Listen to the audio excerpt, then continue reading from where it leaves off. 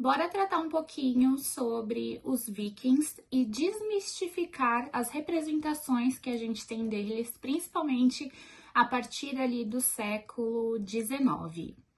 Os vikings, então, eles costumam ser representados como bárbaros por excelência, né?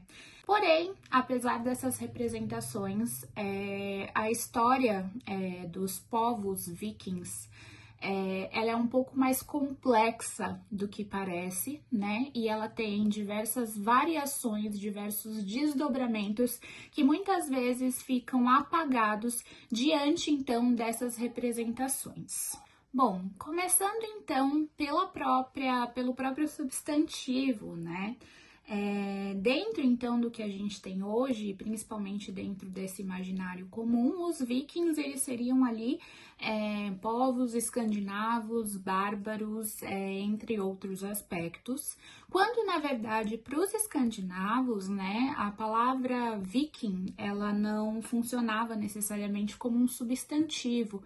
As pessoas elas não eram vikings, elas estavam em viking.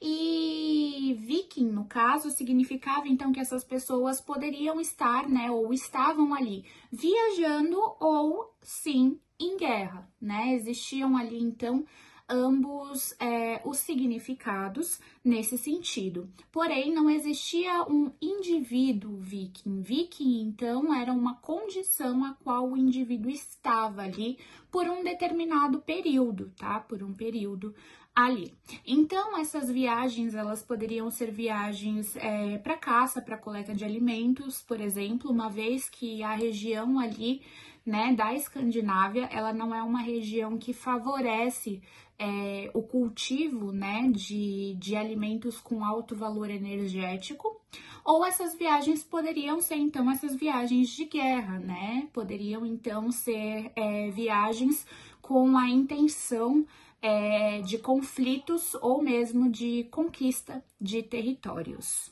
Como toda e qualquer sociedade, né, então os povos escandinavos, eles também guerreavam, né, porém, apesar das representações contemporâneas que a gente tem até aquela série, né, Vikings, diferente do que é representado com guerreiros que impunham, por exemplo, espadas ou machados, os exércitos escandinavos, eles eram exércitos de lanceiros por excelência.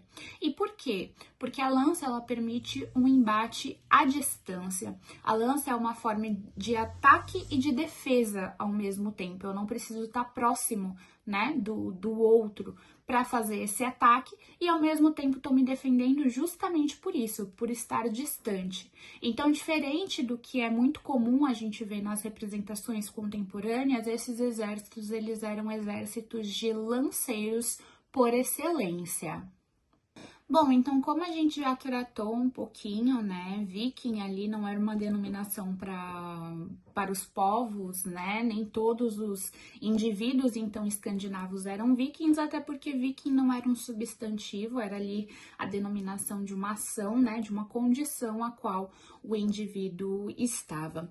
Porém, é muito comum então que a gente estude, que a gente ouça falar da era viking, que seria, digamos assim, a era do ouro escandinava, uma era de expansão muito grande, uma era de inovações, de conquistas de territórios, de avanços muito significativos, né? E é interessante observar até que enquanto a Europa Ocidental estava passando por períodos bem tenebrosos, digamos assim, por situações bem difíceis, crises, entre outras coisas, a gente tinha a Escandinávia vivendo então a sua era do ouro. Então, essa era viking, ela vai durar cerca, né, de 300 anos, ela vai começar no ano 800 e vai durar mais ou menos ali até o século 11. E a gente chama, então, de era viking esses grandes desdobramentos que a gente vai ter no período. Então, é importante a gente destacar também, né, que esses povos, eles não eram povos bárbaros que viviam guerreando, que não existiam diálogos, entre outras coisas do tipo. O que a gente vê dentro da era viking, o que a gente vê quando a gente vai ter, então, por exemplo, a ocupação da Islândia, entre outras coisas, Noruega, Dinamarca ali, o que a gente vê dentro desse período histórico são relações políticas extremamente complexas, diferente dessas representações, então, de bárbaros que viviam única e exclusivamente da guerra. Dentro das representações contemporâneas, a gente vê também, né, os barcos vikings. A gente tem até esse tipo de brinquedo, né, nos parques de diversão aqui no Brasil e derivam então dessas representações em que os barcos seriam uma espécies, né, de banheiras gigantes, algo meio grotesco, quando na verdade as embarcações vikings eram embarcações com uma engenharia extremamente complexa também.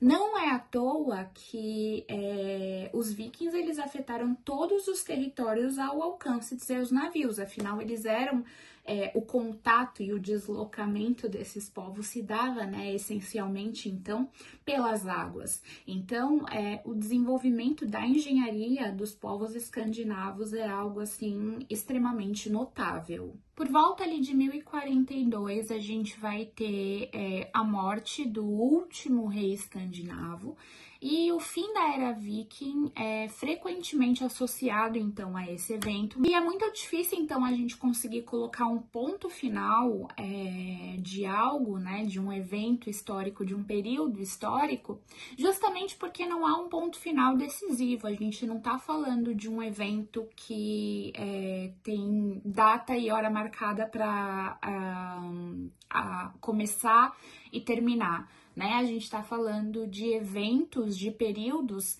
que se deram de maneira extensa e gradual. Então a gente não pode colocar um ponto final nisso e dizer que a partir dali, então, a Escandinávia, né, a questão ali se caiu por terra.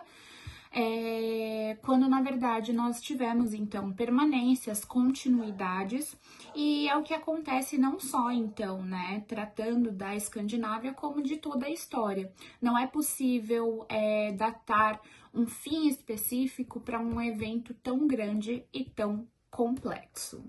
E aí, você sabia um pouquinho sobre isso? Se você tem dúvidas sobre história, se você gosta, né, de assuntos, principalmente assuntos relacionados a essa desmistificação de figuras e imagens na contemporaneidade, já me segue, se inscreve aqui. E é isso, até o próximo vídeo.